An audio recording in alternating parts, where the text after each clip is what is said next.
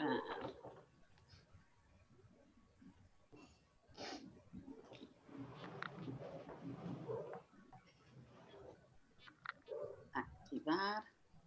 chat.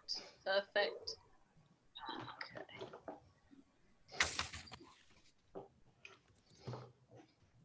So, good morning, hello, and welcome to this event on Meet the Professionals. It's an event, obviously in English, because that's what I'm speaking right now. It's taking part of the festival Dando Vida a la Muerte, Giving Life to Death Festival, which has been happening all week, all across Spain. And it's been the most positive experience so far. And we have had all sorts of activities, conferences, films, talking with the directors of those films, visits to crematorium. And today this is a taster of the sort of pre-death and beyond, and the sort of services that are available to you. So without any further ado, I'm going to introduce who we've got here with us today in this Meet the Professionals event. And I'm delighted to welcome Dr. Laura Vinuales. Hello, Laura. Hello. And Laura studied medicine in Zaragoza. She's been in Mallorca for 4 years, training to become a general practitioner. And during this time, she met some of those working in palliative care.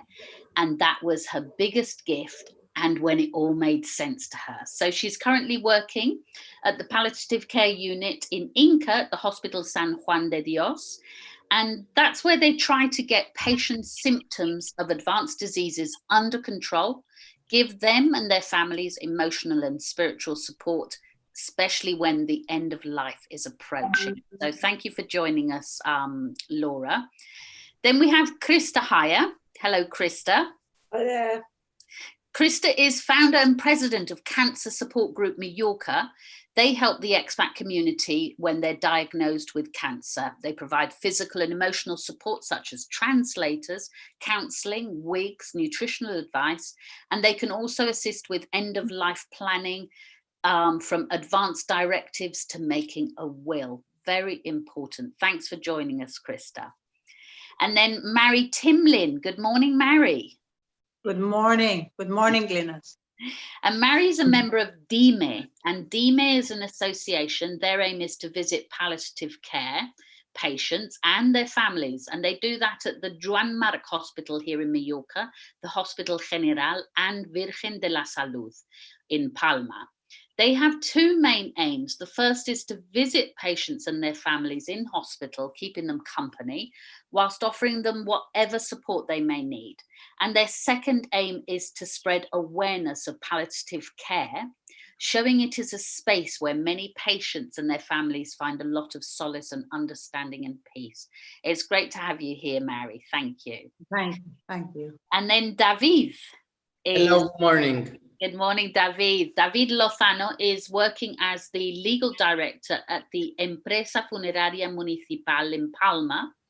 He's been there since 2019. He studied law and economics in Barcelona.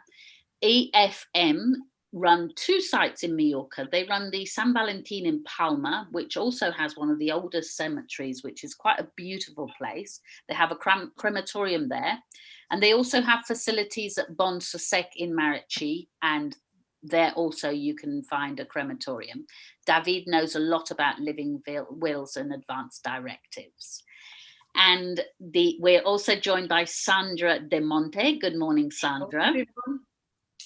Sandra is the founder of Mindberry, which is a technological platform for psychotherapy, counselling and coaching. She has a demonstrated history of working in mental health. She holds the position of Associate Counsellor at the Royal College of Art in London and working with corporates and their employees, delivering successful mental well-being workshops for large companies and organisations. It's great to have you with us, Sandra. Thank you very much. And then we have Catalina Safon. Hello, Catalina. Hello, Glynis. Hello, everybody. And Catalina is an end of cycles coach. So she coaches people who are closing important chapters in their lives, such as death, illness, divorce, separation, professional changes, life changes, because she believes we grow and learn when the contrast in life is present, as those events give us the contrast to look below the surface in order to find the gifts that this apparent ending brings. So, and I just introduced myself. I'm Glynis German. I'm an independent celebrant offering values-based celebration of life ceremonies. I'm also a facilitator of the Death Cafe movement here in Mallorca.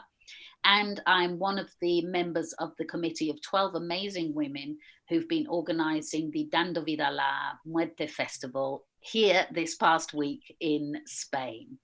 So welcome and thank you everybody for joining me. And I thought today, because there's, it's almost like there's the three different spaces in what happens at the end of life. And Laura, you're a doctor, you're visiting patients. You're also very blessed to be working in palliative care because sadly, it's not, you know, present in every hospital and clinic across the country. How prepared is the health system here in Spain if somebody wanted to die at home, for example? How prepared is the system to help a family with their loved one achieve that? Well, I think it's getting better, but we for sure have a lot of things to do. We as professionals, we are not, every one of us are not prepared for maybe accompanying patients and their families in this process of life. So I think that would be the first thing to talk about, because I think from now on, people, when they study medicine or nursing, they're trying to get some lessons about this. But when I studied, and it was not very, very long ago, I didn't have any lessons about that. So I think that would be the first step, to get the palliative care world to get into the university and then into the achievements the professionals get. But from that, which is for sure something to improve, there are teams, and our health system is improving that little by little. So there are specific teams that go to patients' homes to get the attention there. If people want to die at home, it should be something that they could do. But unfortunately, there are not as much teams as patients that may want that. I don't know if I said it right. Yes, and it's interesting actually, because what seems to happen in the UK, from the limited knowledge I have, is that whilst the desire is high, the reality then ends up quite low in the achievement. Yeah. Here, I think it depends on the culture, and also if you have had other experiences before. People want to die at home or not. I think this is something that, at least here in Spain, is not very common. It's like we still have a lot of fear to talk about that. But it's true that maybe I've met some people from the United Kingdom, and they talk about it in a different way. I feel like they have it more on their usual conversation items. I don't know. So it's true that's a reality. People wanted to die home, and the resources we have, but there are some of them. I mean, I think we have to think about the primary health center teams, because sometimes we forget that they can also manage that, and they may want to manage that. The doctor or the nurse that you have in your primary health center may be able to handle your needs or requests if you have an advanced disease and you want to stay at home as long as possible. or until the end, if it's possible. But we also have ESAD, which is a team that gives support to the primary health center team.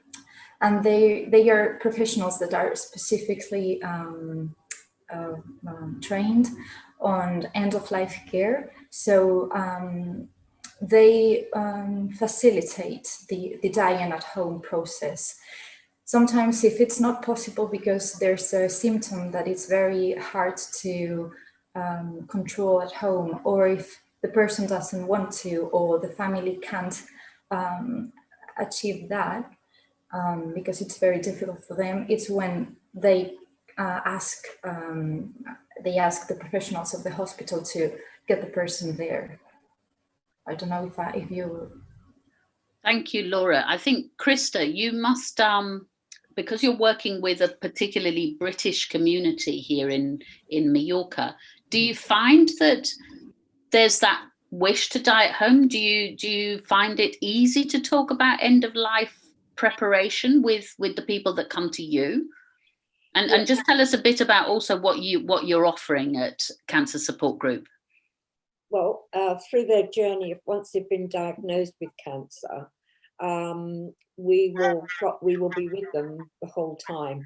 So for major things like scans, not scans, but the results of the scan, it's nice to have another pair of ears next to you, because when you're told you've got cancer, it's very aggressive and things, like, you switch off and you're burying yourself before you even heard what is actually going to happen.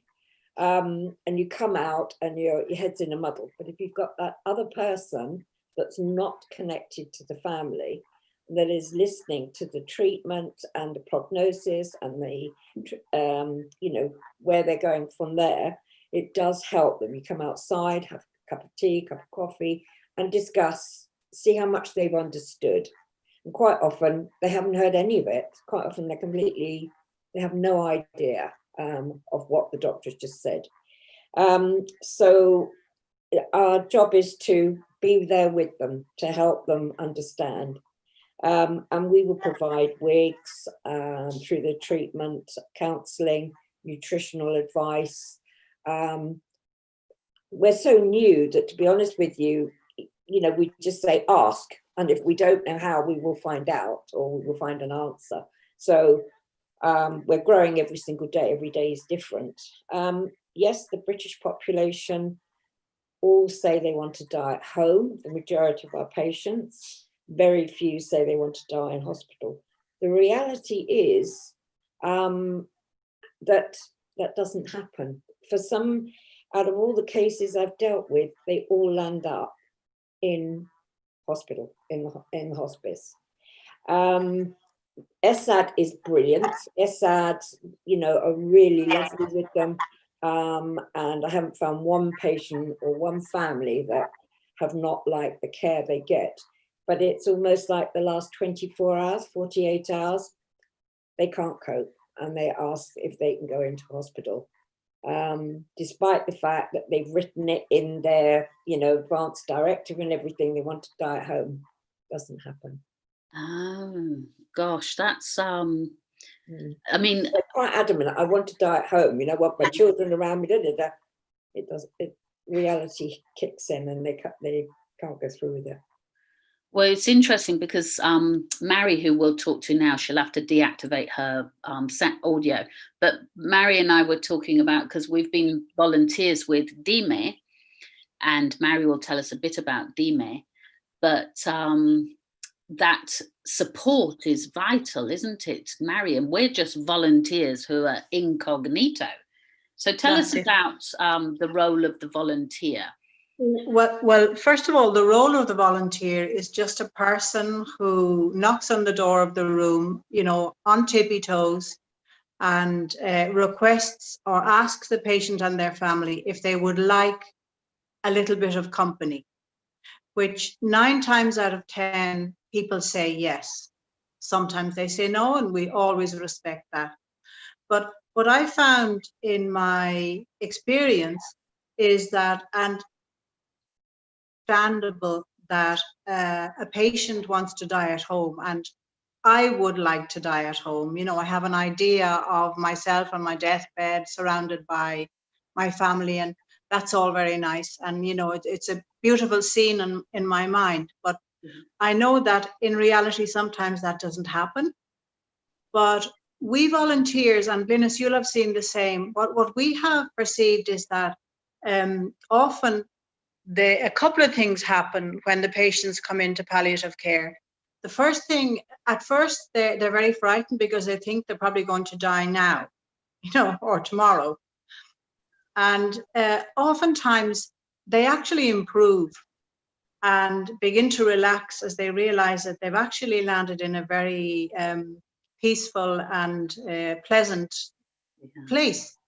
So the other thing that happens is that the carers who have been going through very, very difficult time looking after their loved ones find that they have a space where they can actually express themselves.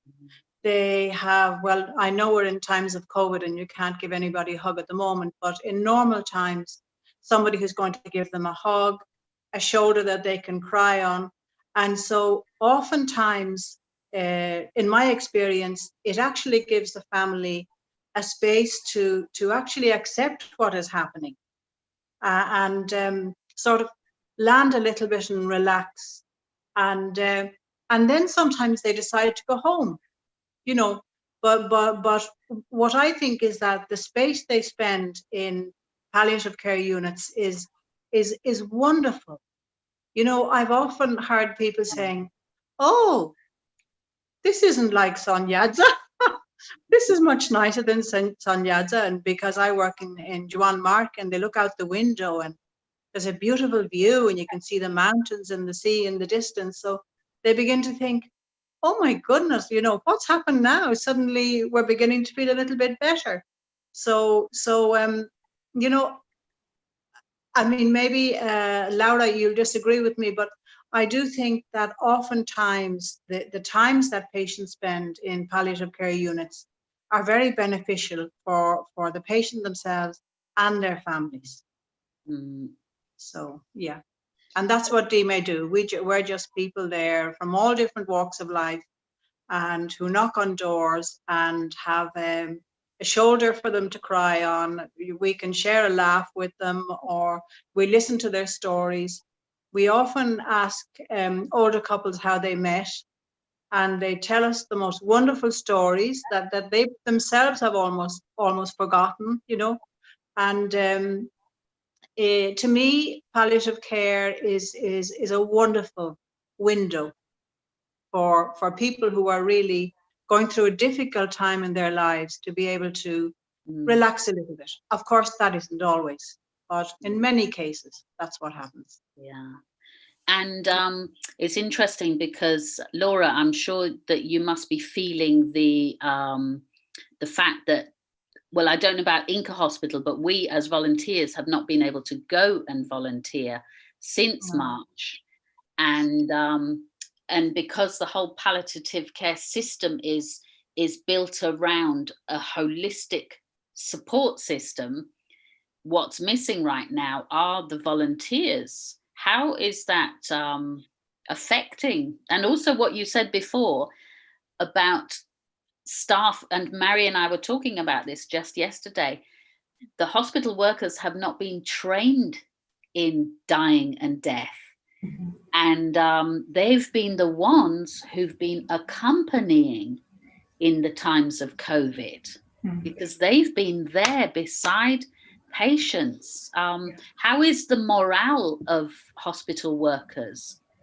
And do you think, actually, I've got two questions. How is the morale? But do you think the ones who've been trained in how to approach dying are doing better than the ones who've had no training whatsoever? Answering to the second question, probably yes, but especially about how we are living that as professionals. I mean, I think we, in this pandemic, in this COVID time, I think it's been a lesson for everybody, not only patients, families, but also for the professionals, because we've necessarily had to be in touch with death, with dying. So having a specialized management on that, I think it makes not easier, but it makes it more common for us, that we're used to treating these patients. But for the people that are not very in touch usually with this kind of processes, it has for sure been something like very important in their trajectory of attending people. Not having a volunteering accompany to patients and families, I found it very, it's like there was something missing. There is something missing. I have lived the experience of having the volunteers with us, with everybody, with all of the team, as a part of the team before COVID and in other hospitals. And it's really something that you may not think when you haven't lived it before, but when you get to know how you treat with patients, how you, the work you do, meeting their global needs, it's something that you find missing. And I don't know, how can we get through that? I don't know if there's an easy solution for that, because loneliness is very, it's like loneliness for patients is something that is very common, unfortunately, here in our society. And you usually feel that way when you're approaching end of life. So I think it's a part of the attention that we need to recover. Well, thank you, Laura. We've got some great women to talk to in a minute, but I just want to ask David to put his sound on, because it's interesting. David and his colleagues at this funeral directors in Palma, which is a municipal-based funeral service. They run the 2 crematoria here on the island, and there's 5 in Mallorca.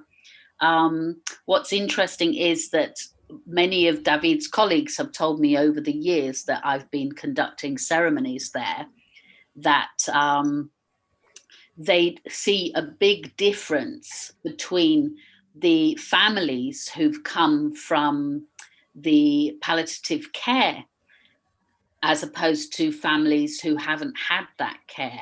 They themselves have seen that. David, are you managing to get your sound back on, please? Because if not, I'm going to have to just move on to, yes, you have. So David, EFM offer the services for funerals here in Mallorca at 2 of their facilities. What happens, if you could just take us through, at death, what happens? If it's at home or if it's in the hospital, what should people be aware of? Well, there are 3 cases, or 3 places that you can death, no? The first case is in the hospital. Yeah. And then the doctor is, in most cases, who phone to the FEMSA or wherever you want company. But the family, the law says that the family choose the funeral services as the company. Well, then if you death at home, the family phones to the company of funeral services to do that. Or if you death in other places, you can to phone to the police, because it's a judicial case, and then the police phone to the judge, and this is the begin to the process. Right. So I know from my experience that when patients die in a hospital, the hospital can't be seen to sell one funeral service over another. Yeah. So, then at home, obviously, in the villages, people tend to phone the closest funeral service to them. But people have free choice when it comes to who they want to. So they could even be cremated at your place, but without using your services, can't they? Right. They can contract another company. Yeah, perfect. And then the idea of the advance directive and living wills. Yeah. Does EFM find that many have prepared? Well, if in the living wills, the law says that people can do living wills in 3 ways, no? With the notary, with the register special of the Conselleria de Sanidad, is of government register, or with 3 witnesses. Right. And then always need to register the living will In a central service. Yeah. But in this time of the pandemic, is better than do that with a notary. Right. So even though there's going to be an extra cost to make sure it gets registered to go to a notary. Is closed most of days in this time of pandemic. Yeah. Krista, do you find your patients are doing advanced directives and last living will? Strangely enough, it's the younger generation that want to set it all up in motion. The thought process is, if they have young children and a husband, they don't want their partner to be panicking, looking after the children and everything else. So they tend to say, I want it to go as smoothly as possible. I want to do it all now. And then when the time comes, everything is taken care of. My husband, my wife will know it's all written down. They don't have to make decisions. The older generation don't want to talk about it. The younger generation do want to talk about it. Interesting. And this thing of registering it, we've had people that have gone to solicitors and not checked whether it's been registered, and they have no idea not to register it, that they need to register it. And I've been called out on Easter Sunday once, a husband in a terrible state, saying, I know she's written something down about, her last moment, she's got an advance directive. They don't know anything about it. I've got to go home and find it. And there were precious moments that he wanted to spend with his wife. And he said, I don't want her to be alone. So, I went to sit with her while he went home, obviously in a total panic, to find the advance directive. So I think making sure that it is registered, that your doctor and the hospital know that one exists, is a very important thing. Wow. Thanks, Krista. Yes. David, just a question, David. What is the law in Spain on when you have to have had the funeral, the cremation or the burial? How many days? Because I know it varies from community to community. What is the last day you have to have done something with the body if it's not with the judicial system? The law says that 24 hours is possible to stay at home, but then it's important to the law says that you can come to the funeral company, but 24 hours is possible to stay at home. Right. That's wonderful news, because that is becoming part of the whole end of life care. That's wonderful. And then to actually bury or cremate, is it 7 days here in the Balearics? On the 7th day, you have to have done something? And then 24 hours, you can do conservation measures. Right, quite important, especially in the summer. Okay, thank you, David. I want to, and I just want to mention to listeners that that nobody says you have to have a funeral ceremony. Nobody says you have to invite people to a cremation or a burial. These are the modern times where to be empowered is actually to know what is available. So if you did want a ceremony that was values-based and was all about your loved one or you, then I'm your woman. And I've been very, very blessed to have been invited by people to prepare their funeral ceremony before they died. And that has been a really beautiful journey. But let's move on, because Sandra and Catalina, once our loved one has died, there's a whole journey ahead. And for everybody, it's going to be different. Sandra, in your experience, do people understand that it is a process and that it's something that we will all go through? Or because we haven't been talking about death, we haven't realized a lot of things? What's your experience? Yeah. Firstly, I want to thank everyone. It is a fantastic talk and gives so much insight. And you never can know enough. So I always say knowledge is power, even, for a very, very sensitive topic like it is about death, because like I heard before, we avoid talking about it in our culture, mostly. It depends about the culture. The experience I had with bereavement, I do bereavement work for many, many years.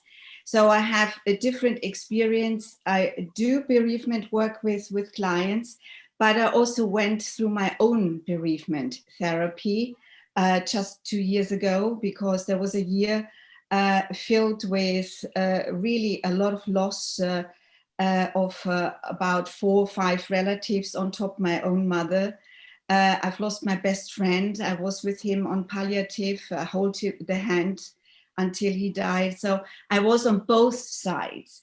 So, and what I could identify, because you read so much about there are 2 stages, there are 5 stages, there are 7 stages, different stages of grief, which is correct, but I could identify every individual is different.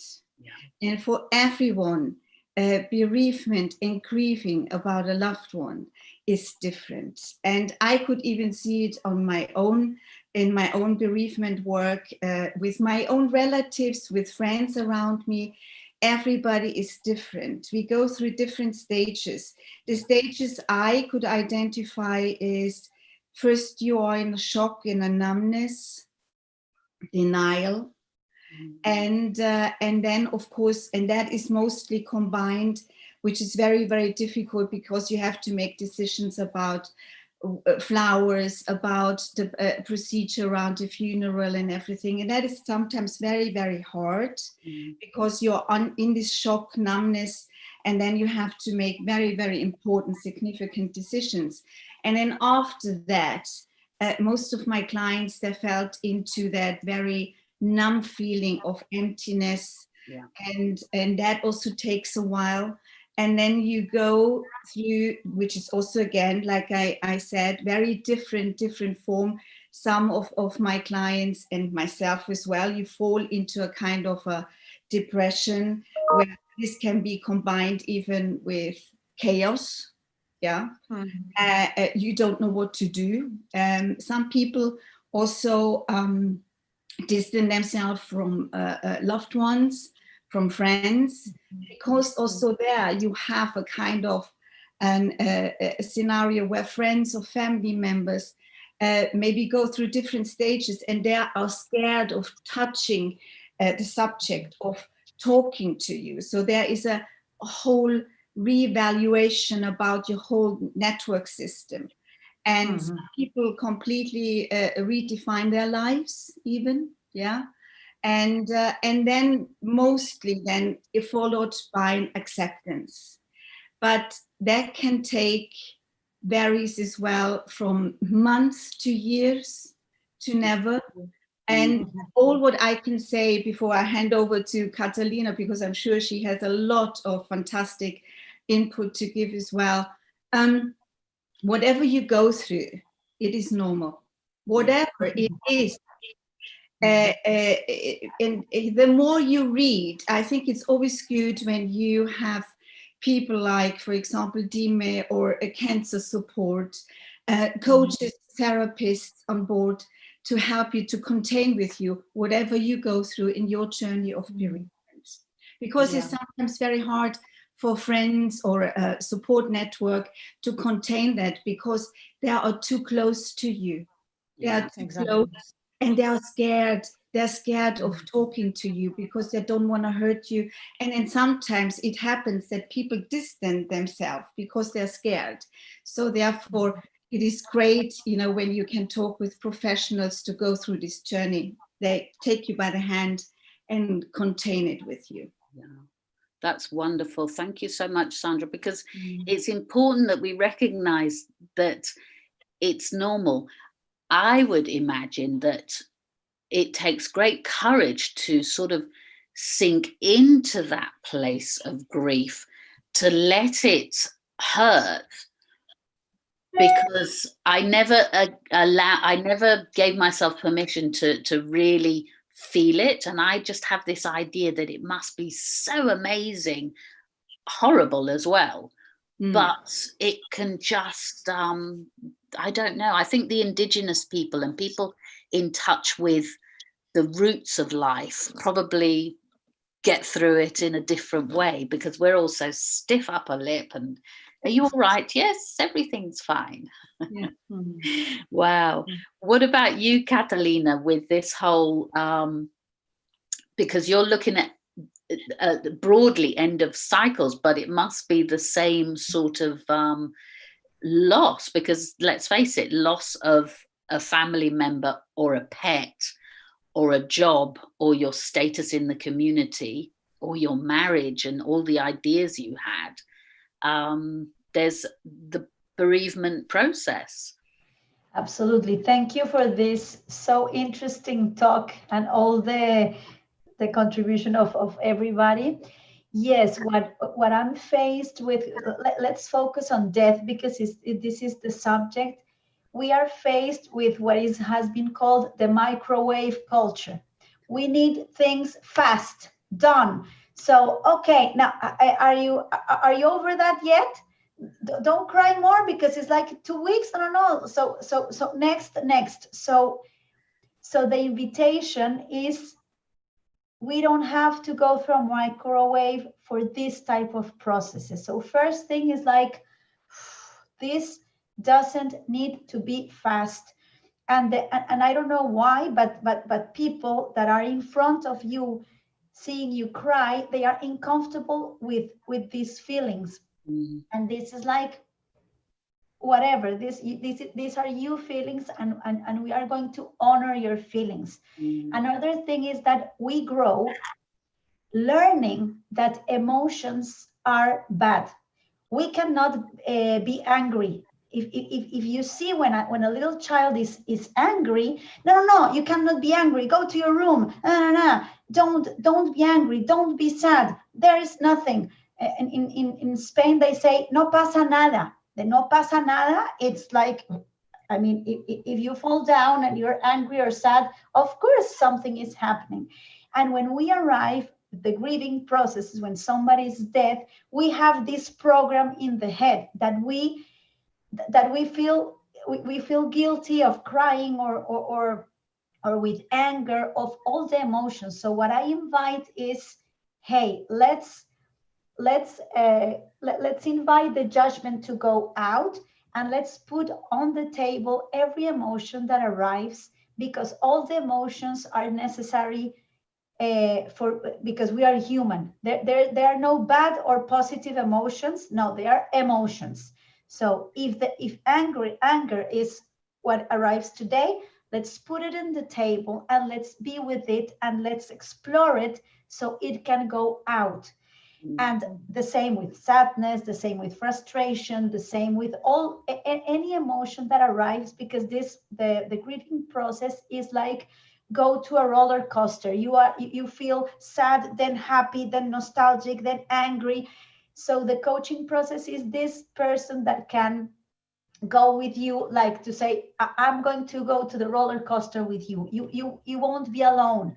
Let's sit together and let's be with everything that arrives. And shortly, when you give the opportunity to the person to explore all what it is, shortly the person starts to discover that the event that was the subject, death, my mother's death, my father's death, becomes a circumstance, but behind this, the surface, there is a lot of exploration to do.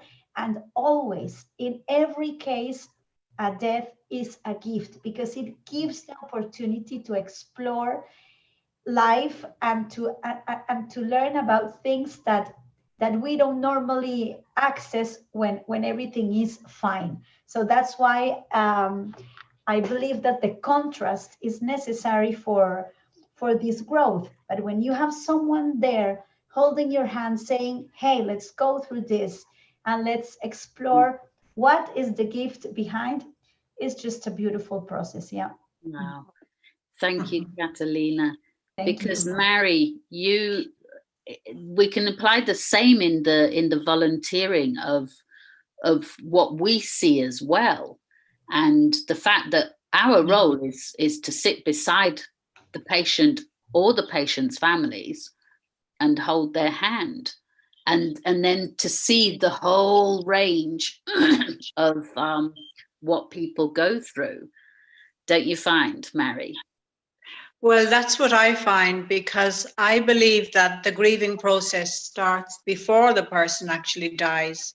So really a volunteer in palliative care has a chance to be with either the patient himself who's grieving the fact that he's dying and in the process of accepting it, or his family who's beginning to realize that this person is going to go, and therefore really start their own grieving process. And I really firmly believe that if it's possible to have what's called, let's call it a healthy death, that the grieving process is, of course it's there. Of course the person who's left behind is going to be covered with all sorts of emotions, but I do think that the whole process is somehow easier to go through, because the actual death of the loved one, or the parting of the ways, as we'd say in Ireland, has been gentle, So I do feel that does help a lot with the grieving process. Yeah. And Laura, do you think there should be more ritual at the hospital, at the place of dying and death? Because in some European places of dying and death, in the hospice movement, there would be the invitation for families to perhaps see if they wanted to wash the body after death, to have a special room, almost like creating an altar with candles to be able to say goodbye. Do you feel that that's something that we have to look at here in Spain? Is it happening already, or is it something that would be beneficial? Of course, I think it would be beneficial. When a person dies on the hospital, we let the family stay with that person for a while, the time they need to say goodbye. But it's true, we don't do any specific rituals. That may depend on the family. I had never thought about that, so it would be very interesting to explore that area, because I think for sure that would be like a start of a healing process to make it easier after that. On the same time, I see it like a bit difficult, not because of the organization process that maybe. But as Sandra or Catalina said before, we avoid to talk about dying process. We don't talk about it, I think, as a society, because it feels uncomfortable, because you have fear and you feel scary when talking about this. So I don't know if people would be, the family of the person that dies would be ready to do that. I don't know, but for sure, for the people that would want to do that, I think it would be very, very beneficial, as you said. Yeah. Personally, my great dream and desire is to work alongside last rites, because I'm not religious, so I don't have the last rites based on any religion, but I really, really so badly want to be able that people have that opportunity to choose what kind of last rites they have. And it will come. It just change takes time, but then when change comes, we've got to be ready for it.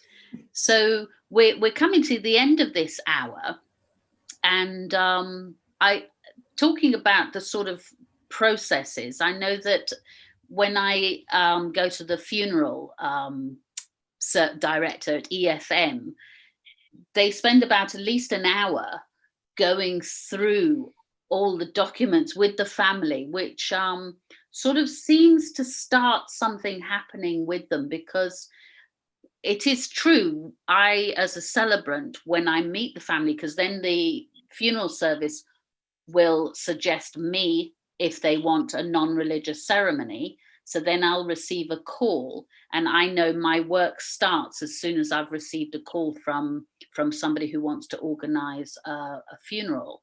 And the time a celebrant takes to then sit with the family, talk about their loved one, write the ceremony, present it to the family, and then deliver the ceremony in the funeral, starts to help. Because what I see is this landing, they might have had the news, their body might be in front of me, but they're still not there.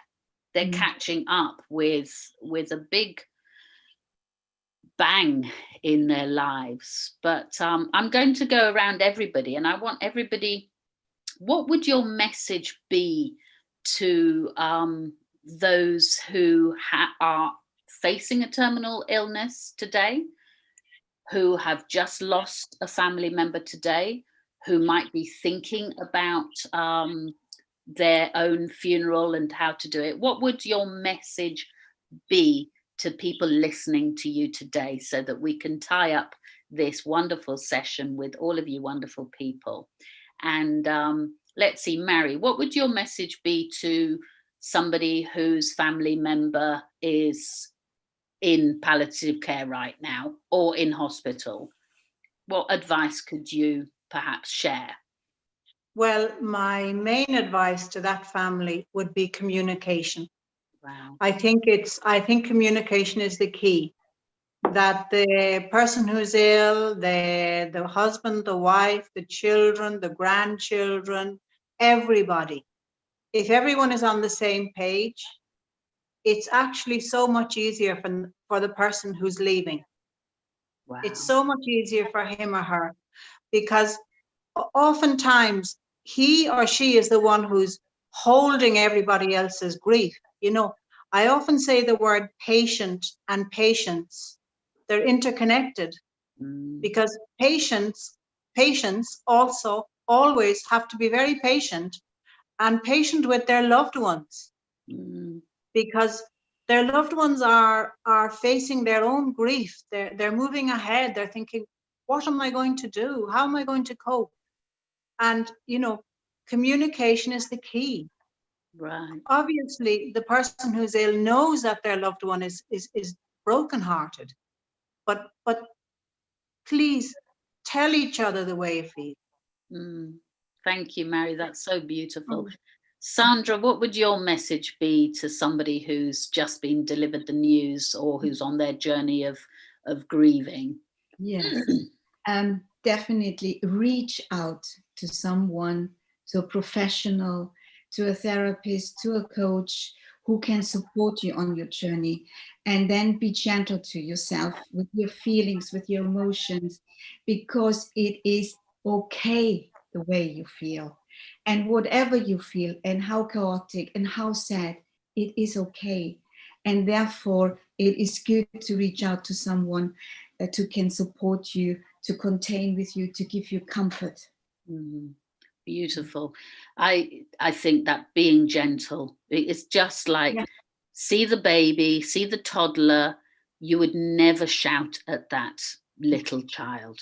Exactly. You know, and so we have to find the little child within. Thank you, Sandra.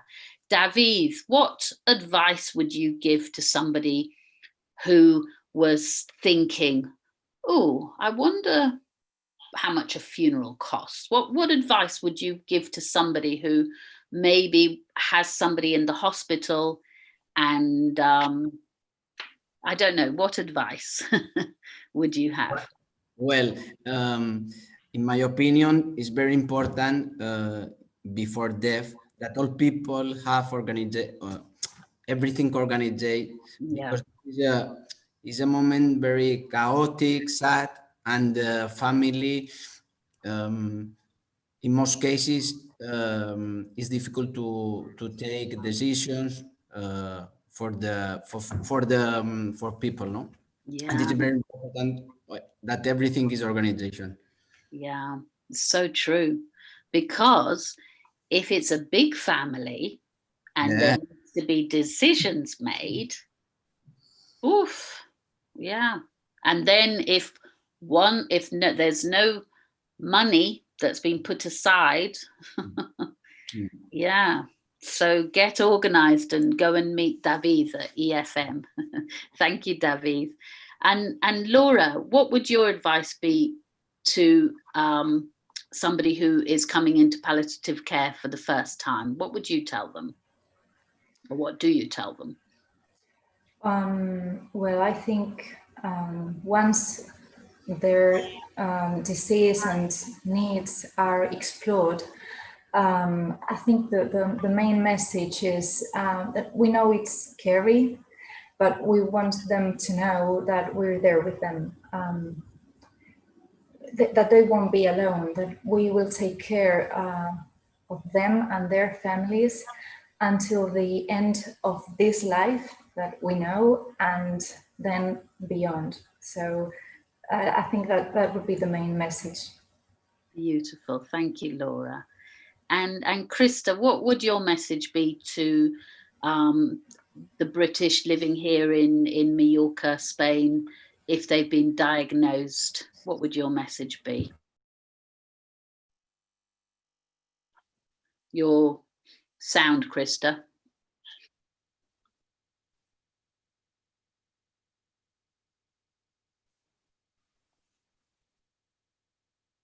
Yeah. Sorry, my what would be my message? I think almost to take a step back, because it's a black hole that you're in, and it doesn't have to be a black hole. It can be a time for connecting, for mending relationships, healing relationships. In a way, you've got more time to prepare, whereas a sudden death is very shocking for everyone.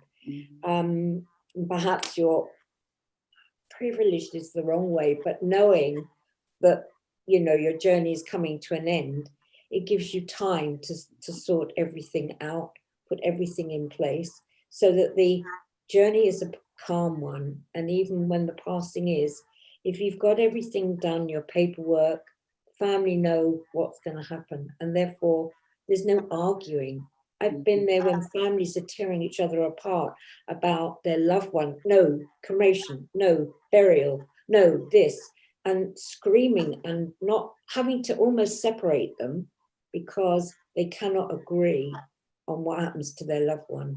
So my thing is, be prepared. Sort your paperwork out, then you can get on with living what time you have got and enjoying it. Thank you, Krista. And Catalina, what would you say? What would your advice be to people who are stuck in a place maybe, or who are embarking on a new journey? What would you say? So I will say that everything that happens to us is perfect and necessary for our evolution. Obviously, when a circumstance happens that has the face of a difficult one, it's like, remember that we are not our bodies. We are not what happens to our mother. We are a soul.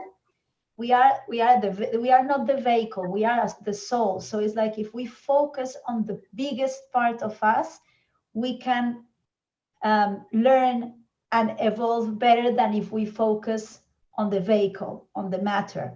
Yeah. So this change of perspective helps a lot to start seeing things in a different way and not so narrow. Yeah. So this would be my advice for the moment.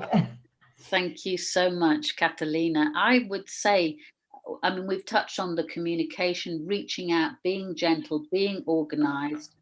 Don't forget that there is somebody who's going to be there with you. And if you are fortunate, because it's a blessing if you walk through the doors of a palliative care ward, because the training there is so different. So you will be cared for to the end, and take that step back. Just look at the situation. Are you prepared? If not, what are you waiting for? Because when you have time, it's a gift, because the deaths that have happened with no time have been a huge journey. But as Catalina says, perfect and necessary for our evolution. So my parting advice would be, find out who's who in your neighborhood, whether you're here in Mallorca, whether you're in Malaga, in Andalusia, in Euskadi. It doesn't matter where you are. If there is a funeral directors, pop along, find out, what do they offer? How much does it cost? If you need advice on living wills and even just an ordinary will, if you do meet a palliative care doctor like Laura, then know that you're in good hands. And then at the end, don't be alone. Be gentle on yourself and use all the services that are available. And what I'll do at the end, I will share in the YouTube chat everybody here's full names and their websites. And if you want to get in touch with them, then you will be very welcome to do so. So to all my guests, to Krista Hire of Cancer Support Group, to Catalina Safon, coach, end of cycle coach, to Dr. Laura Viñuales, who is the palliative care team at Inca Hospital, San Juan de Díos, to David Lozano, who is at the Empresa Funeraria Municipal de Palma, and to Mary Timlin, who's one of the board members of DIME, which is such a wonderful local association here in Mallorca of volunteers, and Sandra De Monte from Mindberry, which is an online platform. Don't forget to check it out. And thank you to everybody for joining me today. And thank you to YouTube viewers for joining us. So goodbye to everybody, and thank you very much.